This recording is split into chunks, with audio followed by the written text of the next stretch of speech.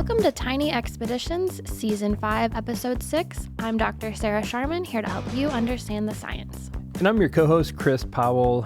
This season we've been getting pop cultured. We've been talking about how science finds its way into some of our favorite films and TV shows. We've covered a lot of ground. We've covered some really good films and great topics for this season. Yeah, just to give you a tiny recap in case you haven't listened or it's been so long that you forgot, we've covered topics like cloning with Jurassic Park, ethics and eugenics with the great movie GATTACA, and then we had a few episodes about genetic mutations and talked about, the X-Men and Chris's personal favorite. Oh, my favorite, yes, the Turtles, Teenage Mutant Ninja Turtles. Yep, heroes in a half shell, turtle power. And during all of those episodes about science in film and TV, we were lucky enough to be joined by experts in genetics and biotechnology who helped walk us through the facts and Hollywood exaggerations. But this episode is going to be a little bit different from the previous ones of this season. We're not going to be looking at a specific area of science in a specific film, but instead we've talked to some new friends of ours, Michael and Jory Felker, who are writers, directors, and editors living out in Hollywood and are actually working on films and TV shows right now. And bonus points, they actually have science backgrounds, either themselves or in their family, and so we wanted to sit down and talk with them about, well, what's it really like to write a film, to direct a film, to edit a film that's dealing with scientific topics, and what do you have to consider? We had such a fun time talking with Michael and Jory, and it was such a fascinating conversation that you're in luck. You're getting 2 episodes out of this one conversation we had with them. It really was such great content, and we really think you're going to enjoy this. So it's a little bit different format, but sit back and enjoy this conversation that we had with Michael and Jory.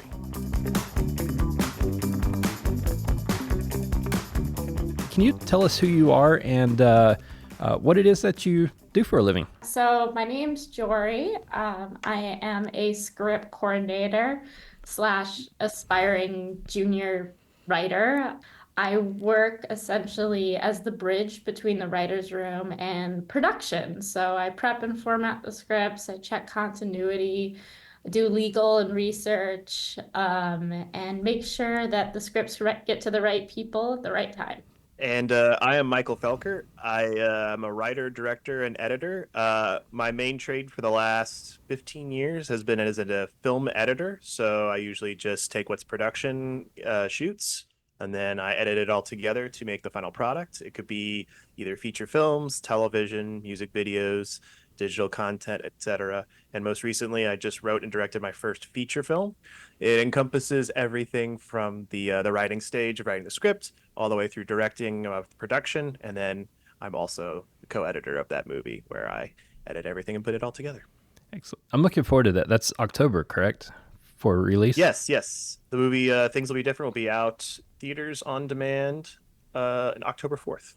That's Very so cool. Exciting. I know when we were emailing back and forth, Jory, you mentioned that you studied neuroscience originally. How did you get to film? So my background is neuroscience, and what ended up happening is that I worked at Children's Hospital in the ER doing research and essentially onboarding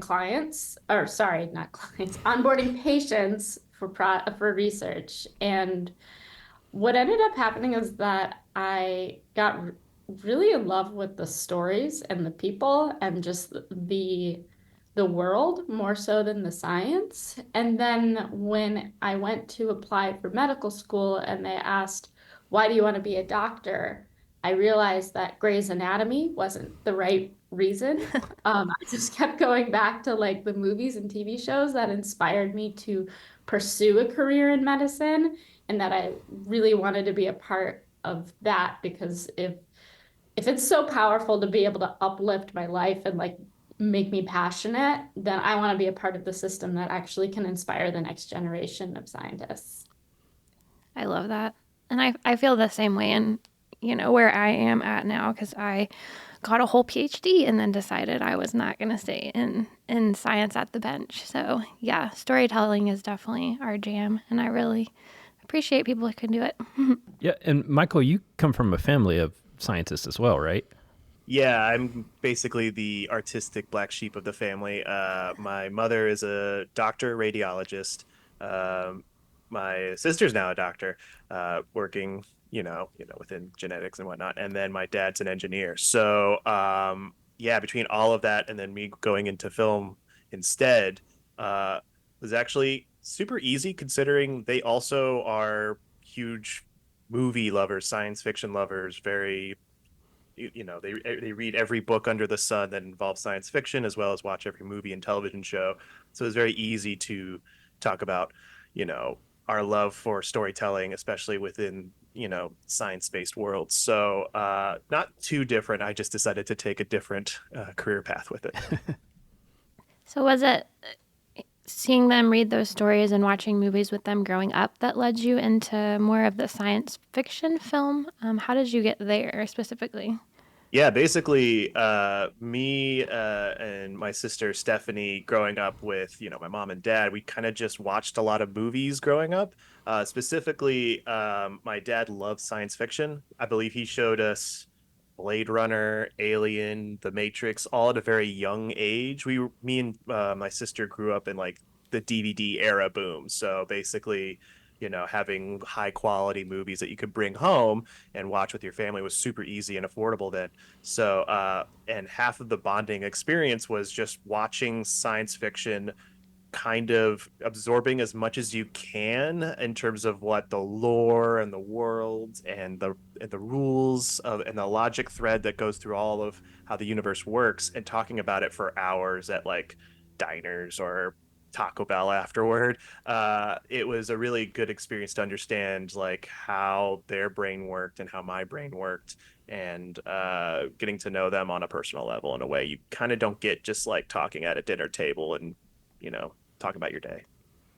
I like that you're a man of the people. You referenced the DVD explosion and not the uppity Blu-ray explosion. So Shows how much older I am, where basically growing up on Blockbuster VHS rentals and then seeing the DVD swap in and going like, oh man, we can get better quality picture. We can see what's going on now. So yeah, that's how nerdy we are here.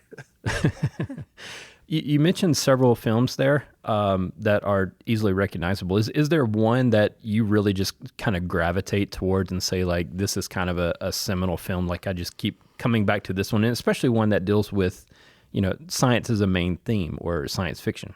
Yeah, the one that basically I would say is the centerpiece to me being a filmmaker, especially in science fiction, is The Matrix. It's in two specific aspects. Is one is that the world building and lore are very exciting and very thought provoking. You get a lot of references in the Matrix to Japanese animation that pulls from its inspiration, but also older science fiction books, stuff that like the Hugo Awards would cover specifically, and just seeing like you know that blow up in my brain, while also seeing how the filmmaking aspect is like a game changing aspect too. Seeing where the camera can and can't go kind of opened my brain as a way to shoot movies in a cool way that and tell the story that's like also about people who are experiencing the world they live in, and then having the entire blanket pulled over their eyes and see that there's an even bigger world. So seeing the storytelling and where the filmmaking aspect of it marrying so well together just basically was like, I want to do this type of movie and filmmaking for the rest of my life. So obviously this season we've been diving into the representation of science and genetics in pop culture. And so I guess maybe we can just have a little chat about why you all think that people are so interested in themes of science in movies and TV shows and books. What is it about it that draws us into that unknown or not yet known or maybe never known? I just think science in general and like the philosophical debate are such a great pressure cooker for stories and conflict. They often spur these debates that don't necessarily have clear answers, and they center around these characters and how they battle with ethics and relationships and progress. And they really become microcosms for a wider human experience. And it also, sorry, one last thought. I think like science and fiction, the boundaries of like what is and what can happen has always been shifting. And I really feel like it's a two-way street. Like science fiction inspires the scientists to make it real, and then alternately the scientists inspire the writers and the creators to come up with like, well, what if we push that even further? And the boundaries and the dance of how they influence each other is always just switching. Yeah, for me, the what makes science fiction so appealing for an audience, and especially the science element, is that it's like a gateway into like human emotion just through the logic-based parts of our brain. There's a genuine urge from humanity to just kind of reach and know the unknown. Like, I feel like all of my favorite science fiction movies always inspire more questions than answers because we end up poking the different parts of our brain that go like, well, what if we did this? Or what if we reached out and did this? Does this change our world? Does this change our viewpoint? And it's a very human urge that we all have had since, humanity's ever existed. So there will always be a drive for specifically science fiction just because we can't help but be curious and try to find the urge for answers for questions we've always had. And the best ones I feel like are always us trying to reach for something that's just out of our grasp and try to figure out what that is. So that's why science and fiction go so well together. Do you see films in this regard as a way of wrestling with questions or as a way of introducing new questions? I don't know if that makes sense the way No, that. that's a great Yeah. question. And I really think it has to be both. Um, because we're constantly evolving as a society in terms of what is considered science and what is no longer relevant. The data is always changing essentially. So grappling with new questions for sure, but then also processing what we already have and what's existing. Because we're always evolving and changing. It's really cool. I just recently converted to Judaism. My wife, Jory, here is Jewish. And one of the biggest things that I get out of Judaism that I hadn't gotten from when I was a Christian before is that it's inherent in the DNA of being Jewish to wrestle with God, not try to just understand and know the philosophy, but also go with the rules, but also question why God does certain things, why, we have this like back and forth with our life versus what we owe to an unknown that is greater beyond our understanding.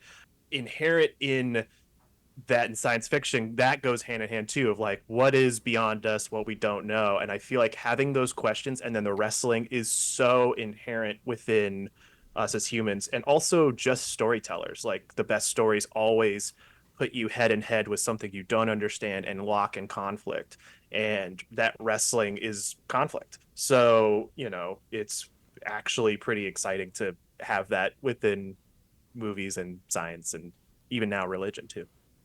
So, do you see yourself as kind of a guide taking people on that journey? I see myself as someone who's just curious, and I think there's an audience. Anytime we write stuff, there's an audience. We always think of who's the audience that would want to be curious with us. I think one of the most important things, like Jory will also attest to this too, when writing a script, you kind of always ask, like, is there somebody who would ask the same questions? Is there somebody who would ask the same uh, uh, questions in the pursuit of trying to find these answers? And if there isn't, then maybe it's not a movie worth writing, or really it's not a movie that hasn't figured out its questions yet either.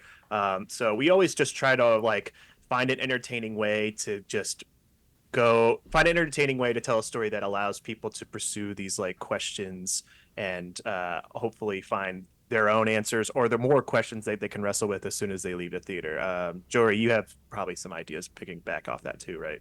Yeah, it's interesting because I'm always so much more interested in how the characters react to sudden world changes or progress or technological advancements, and how they kind of fit into the format of the world that we live in right now. Like I'm developing a project right now about what if we developed teleportation, but nothing else in the world changed, and we could just suddenly teleport across the world, and like what that would look like for long distance relationships. How would you make money off of that? What would happen to the economy? What would happen to language or religion? And over, a few years immediately, and then after 10 years, what would the world look like if we could suddenly just be in different places? And like, it's not always just like the mechanics of like how does teleportation work, because I don't know, I'm not going to figure it out. Clearly I'm not the one who's going to figure that out, but I really get interested in like the socioeconomic changes that come with that and how it alters the human psyche. And those are like the questions that really fascinate me when I'm developing projects. So I guess sort of along those lines, as we've been doing research for this season and looking at just the vast array of movies that would fall into science fiction, they range from, you mentioned Grey's Anatomy, which obviously needs to be extremely accurate to what we know now and what is happening right now, all the way to like Jurassic Park.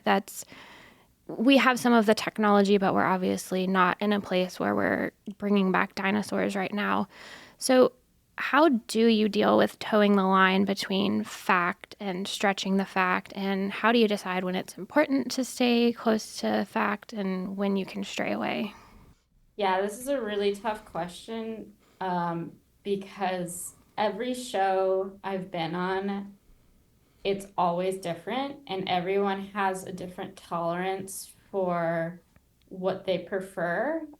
Some genres, they they end up wanting it to feel more real, so they can suspend that disbelief and take the audience on this journey.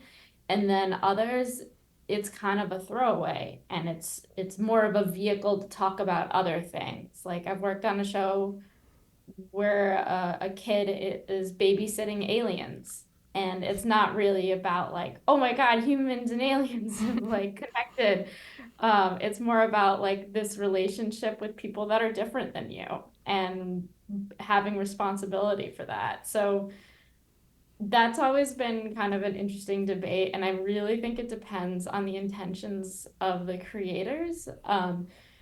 Because it's obviously very dangerous, I think, if you don't get the science right, in certain cases, because then it can create these false beliefs, and there's already so much misinformation out there that I I really think filmmakers need to be careful with what they're saying and what they're not saying about certain scientific topics like vaccines or abortions and just healthcare in general, because that's something that can actually affect the world. That's like the power of science fiction that we need to be careful with. So yeah, that's generally kind of what I feel. I think one notable example is I worked on a show that didn't end up airing, but there was a huge discussion on its portrayal of mental illness and a character going off their medication, as a plot point, and having that be represented in a way that was positive. And it's not necessarily a blanket statement to say that people who go off their medication, when they genuinely need it, uh, have a positive experience, or people who are on medication for the wrong reasons because they feel numb. That can be kind of a slippery slope in how you represent that, because you're going to influence people ultimately to go off their medication. And that felt like something that we needed to handle with more care. And there was a lot of debate because certain people, everybody has a different experience with that. And sometimes it's in movie and TV shows' best interest to show it, and sometimes you need more advisors because you don't want to have propaganda or do something dangerous either. Right. Yeah, to piggyback off that, I have a lot of thoughts specifically in this specific realm. It's something I, I talk about with my family all the time. I talk about with Joey all the time, because regardless of the genre that you work in and write, every creator, filmmaker, showrunner, what have you, has a responsibility to honor the needs of that genre. And specifically within science fiction, you have a responsibility to do the research, having the consultation, the science backing to tell the story in the way that it needs to be told. Or you could, it could be as simple as like, if you do science fiction, you could easily tip easily into fantasy if you don't properly have the backing of it. That's why when you talk to Joy for more than 5 seconds about Star Wars, she will argue that it's not science Fantasy. fiction, it's fantasy. Nothing wrong with that. Nothing wrong. It's fantasy. Just because it takes place in space doesn't make it science fiction, and that's a very big misconception. And it really depends on the movie. My big go-to with this specifically is I took my dad to go see Gravity about 10 years ago. And the big thing with Gravity is my dad, I don't know if you've met Doug Felker or not, but my dad, Doug Felker, has had involvement with the International Space Station back in the day and its design.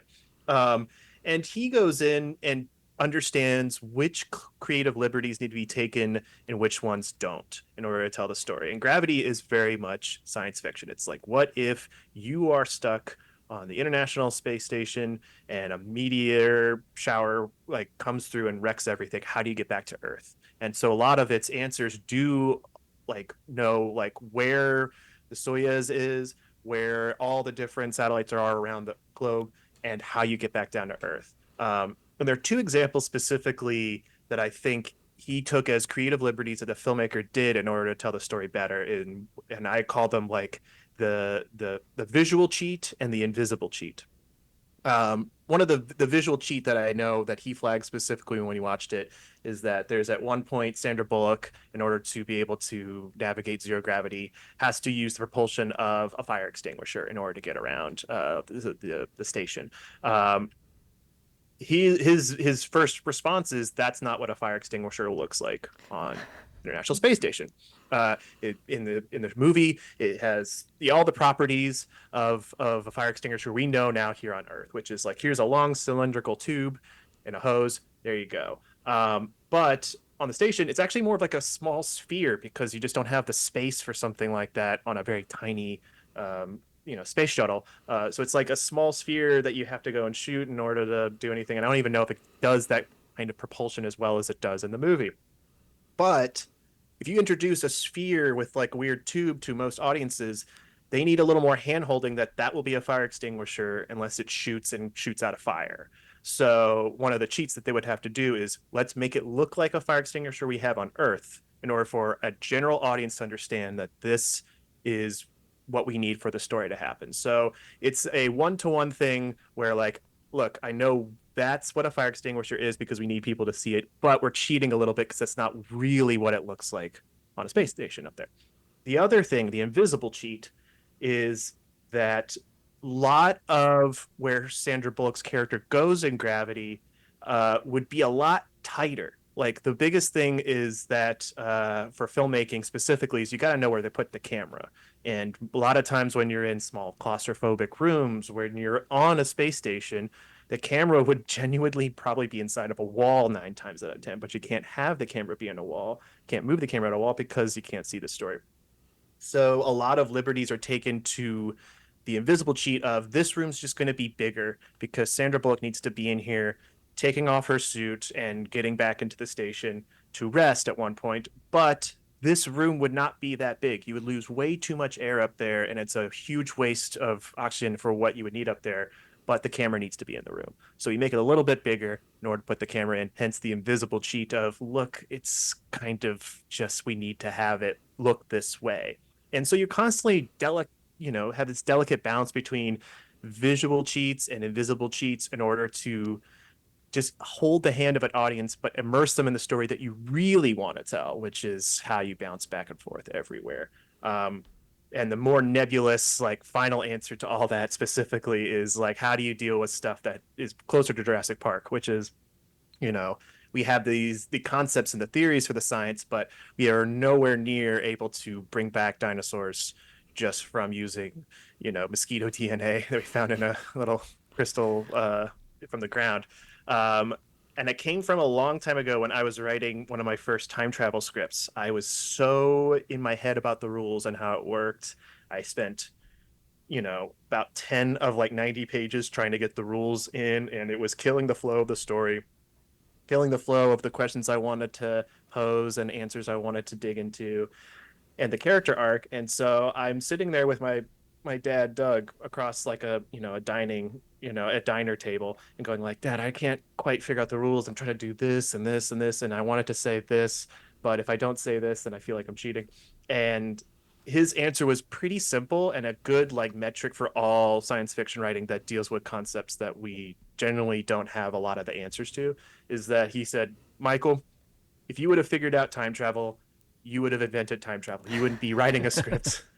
You would be out there showing how people can traverse time and changing the world. And his answer was always like, use enough of the science in order to pose the bigger science-driven questions and answers and pursuit of that knowledge, and just use as much of the time travel rules that you can to get to that story. The minute that the actual science gets so much in the way that you end up not making an entertaining movie, you make something that's just in a different format. You make like a theory, you pose like theories in like, a written form.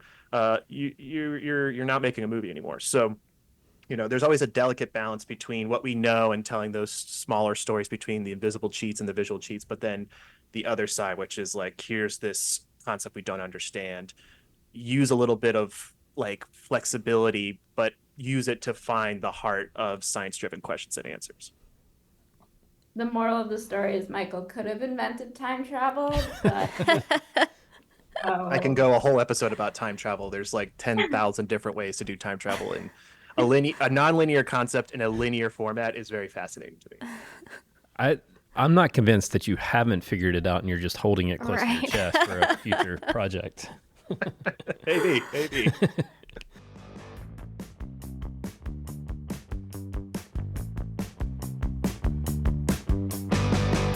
I know y'all are probably really enjoying this conversation just as much as Chris and I did when we were having it, but we're going to stop us here and jump in and give us a little wrap up and save the rest of it for next time. You don't want to have too much of a good thing all at once, right? Right, you got to save that slice of cake for tomorrow. And let me just say, the rest of this conversation is absolutely fascinating. The places that we go for the rest of our conversation together is just, you're going to want to hear this. So make sure you tune in for that. That'll be, I don't know if we'll call it episode 7 or episode 6 part due. Who knows? Oh, yeah, love to think about it. Yeah, we'll figure that out. But we'll be back to continue this conversation. So make sure you join us. But for today, thank you for joining us for this episode of Tiny Expeditions. Tiny Expeditions is a podcast about genetics, DNA, and inheritance from the HudsonAlpha Institute for Biotechnology. We're a nonprofit research institution in Huntsville, Alabama, with a unique mission. We bring together scientists and companies to develop and apply genomic advances to make a better world. That includes everything from cancer research to agriculture for a changing climate. If you've enjoyed this episode, swing by your favorite podcast app and hit that subscribe button. While you're there, please consider leaving us a review. It really helps us spread the knowledge. Season 5 of Tiny Expeditions is made possible in part by our sponsor, EBSCO Information Services. They are the leading provider of online research content, search technologies, and workflow tools serving public libraries, schools, academic institutions, corporations, and medical institutions around the world, proudly delivering information access for researchers at all levels. Online at ebsco.com. Thanks for joining us.